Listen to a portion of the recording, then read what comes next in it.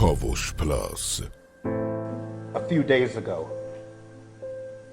from the funeral of George Floyd, where we represent his youngest daughter, Gianna. Days before that, we were here fighting the Ahmaud Arbery case, where we're Georgia counsel. And then I could go on and on about DeAndre Phillips, another murder down here, which involved APD, which still hasn't been decided or resolved yet. I could talk about Desmond Marrow, which still has not been resolved here in Georgia. I could go on to Alton Sterling, which we also represent, which years later still has not been resolved. And all of the other cases. And what it boils down to, black, white, Hispanic, whatever you are you not tired of seeing cases like this happen? We see from the protesters, we see from the people in the streets of all races now that people are sick of watching black men murdered.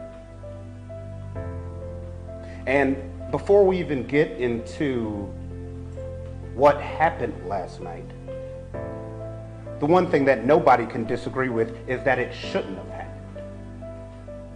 But it did because the value of African-American males' lives in the inner city or wherever doesn't mean too much to officers nowadays.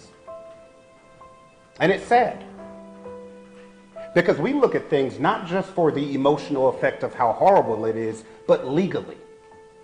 In Georgia, a taser is not a deadly weapon. I can even say we want justice, but I don't even care anymore. I don't even know what that is. And I've been doing this for 15 years. I don't know what justice is anymore.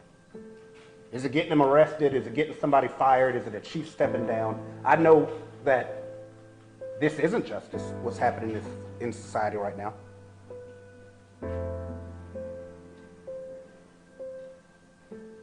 You know, it's just not much more we can say or do as a society. So people that are refusing change and not understanding why the time is now for complete systematic change.